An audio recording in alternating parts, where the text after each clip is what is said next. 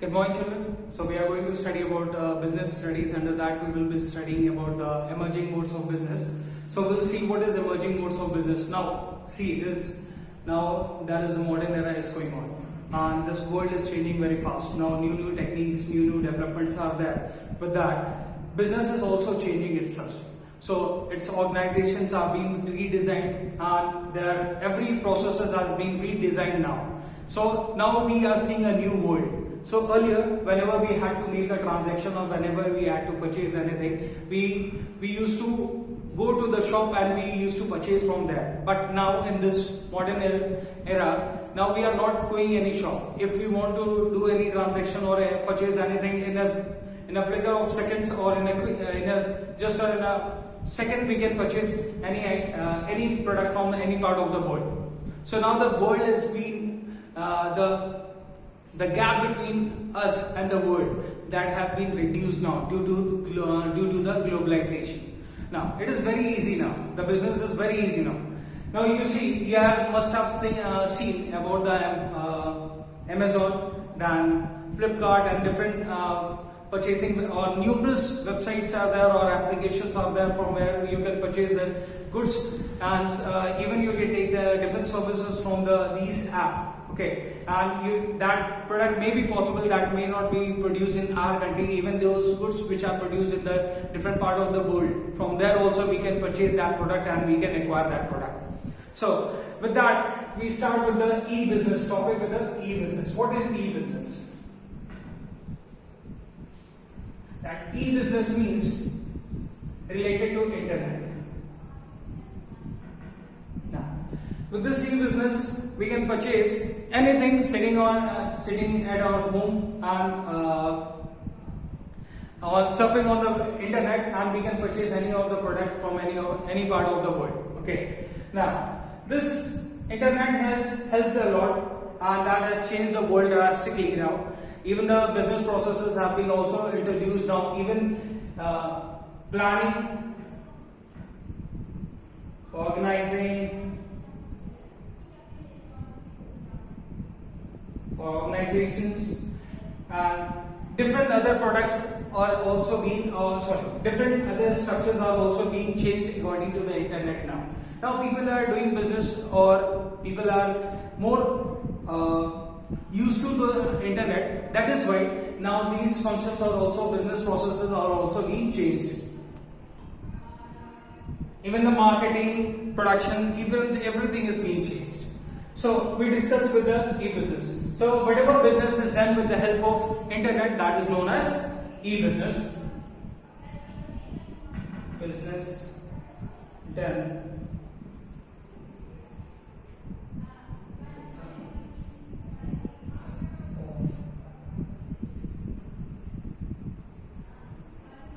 that is known as e-business.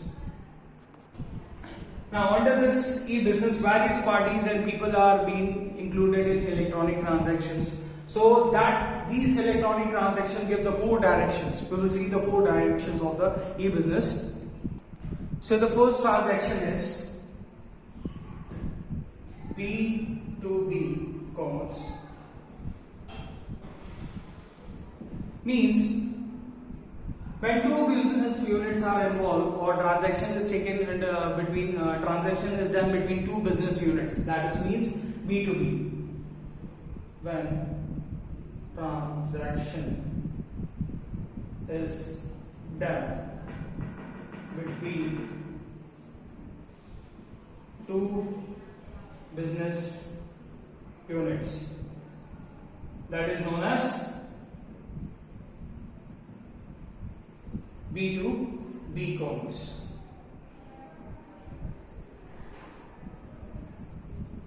Means in whatever transactions where 2 business units are being involved, that will be called as B2B commerce. And in this, what they do, first one is commercial, or you say commercial discussion.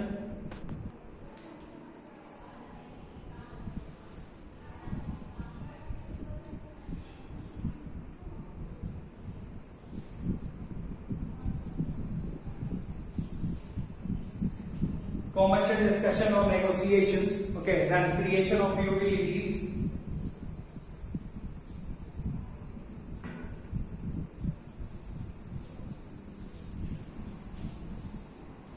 Then third, collaboration.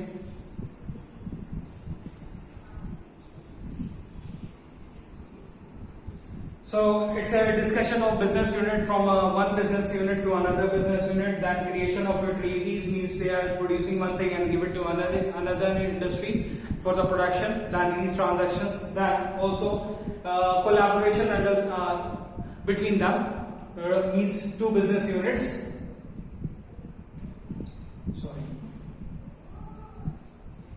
Two business units. That these are the transactions which come under the B2B. Now we see this next one.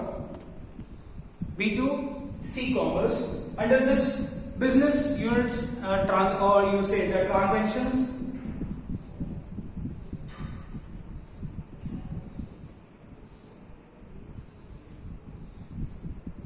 place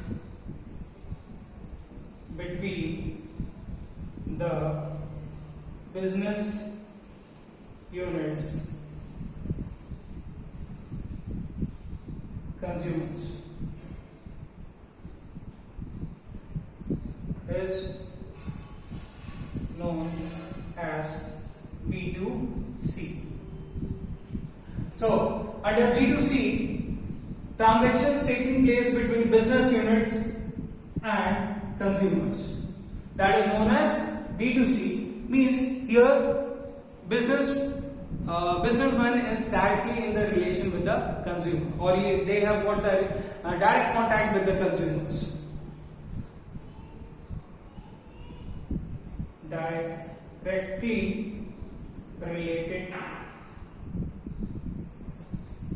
See, businessman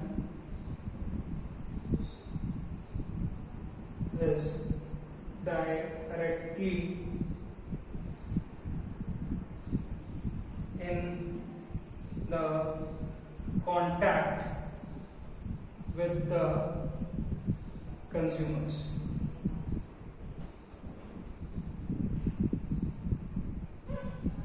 So in this type of business formation or in this type of transaction, what happens?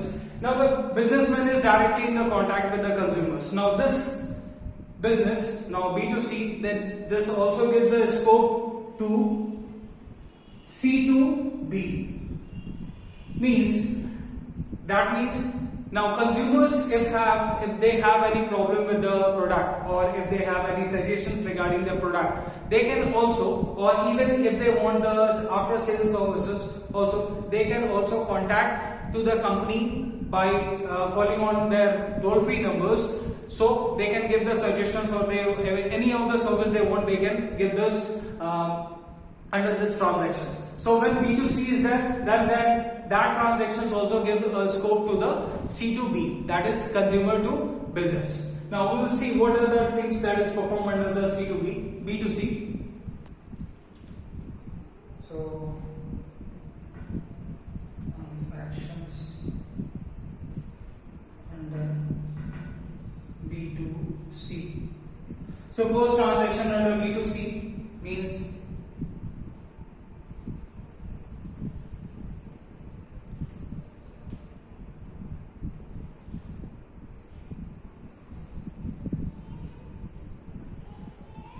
selling and distribution. Second one, after sale service.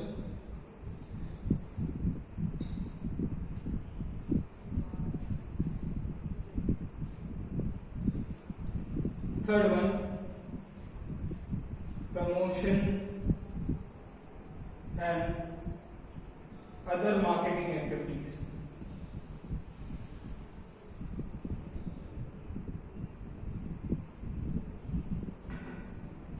Fourth, lodging complaints by the customers. So, four transactions that comes under B2C. First one, selling and distributions. Second thing, after sales services, then promotion and other marketing activities for the consumers or for the consumers, right?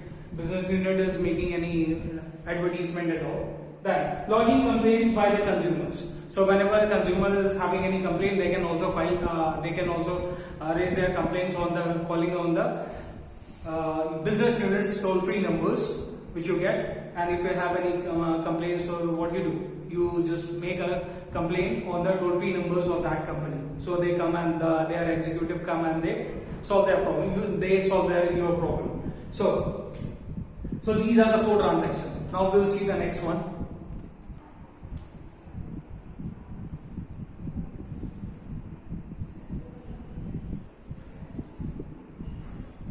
C2C commerce. When the transaction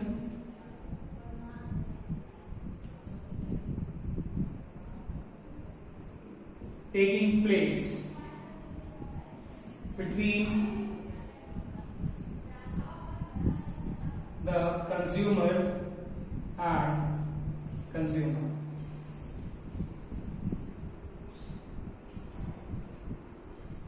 Is known as C2C commerce. So in C2C, when there is a transaction between the 2 customers, means seller is also a customer and buyer is also a customer. Now in this type of transactions here, seller is also a customer and buyer is also customer. This type of setup provides a secure market for the sale of second-hand goods or used goods. Provides secure place or market, okay, for used goods, used goods. So we will see what are the transactions which comes under the C2C. So transactions which. So first transaction is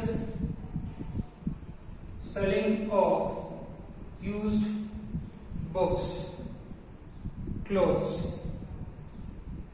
etc.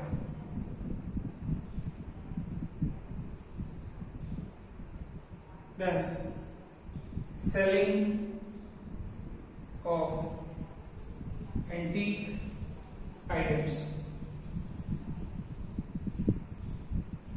Then warning customers about the fraudulent activities.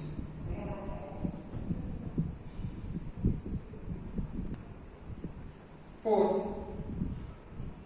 information about the quality and durability of the product.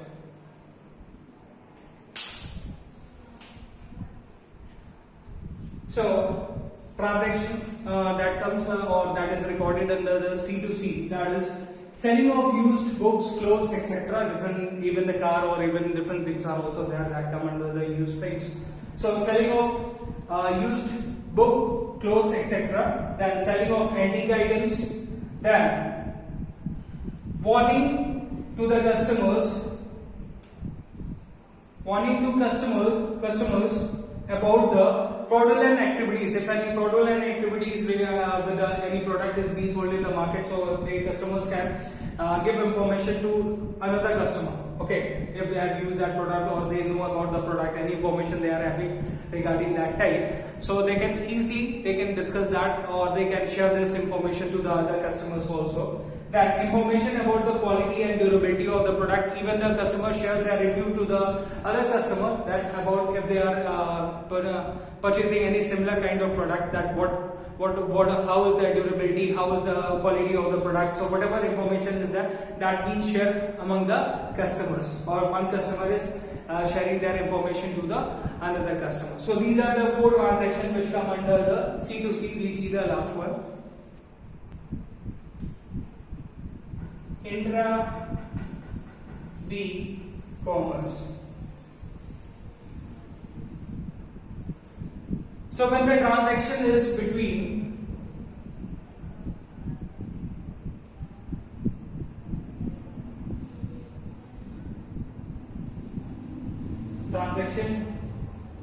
taking between the groups or person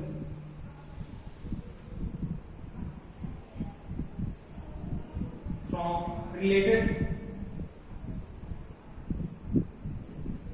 from the same firm is known as intra-B-commerce.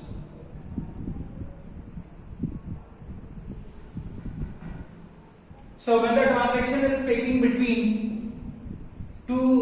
the groups or community or person that is related to the one firm only or within the firm only, then that transaction is known as intra-B-commerce. So whenever the transaction is inside the firm only, that is also known as intra-commerce, intra-activities. Okay, so that will be coming under the same firm only. Or if any transaction or any communication is there between the firm, it means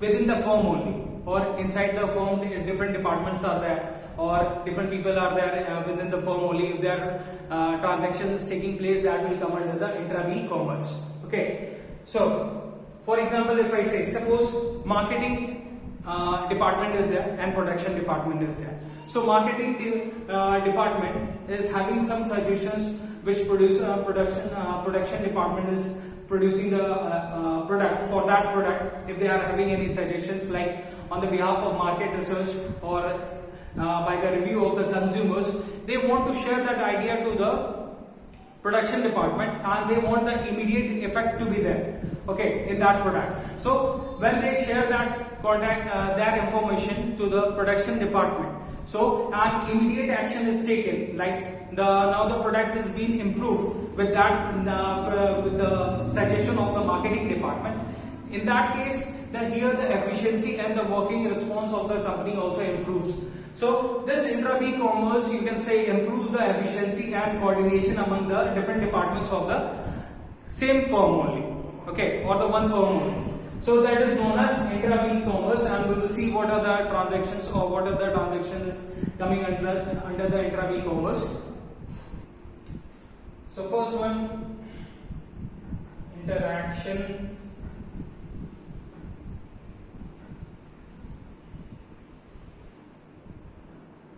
between two departments of the same firm. Then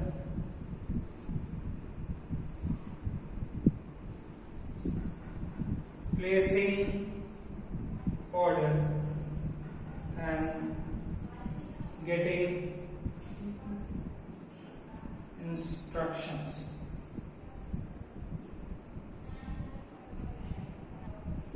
So giving instruction to the suppliers.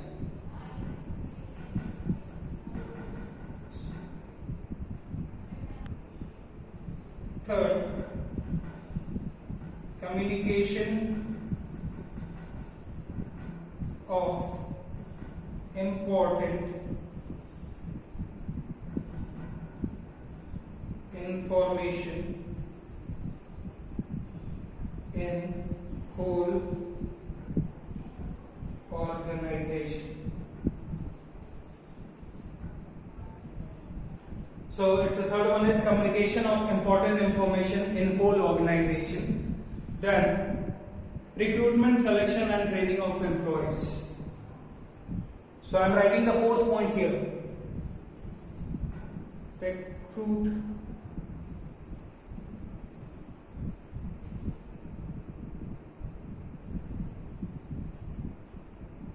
training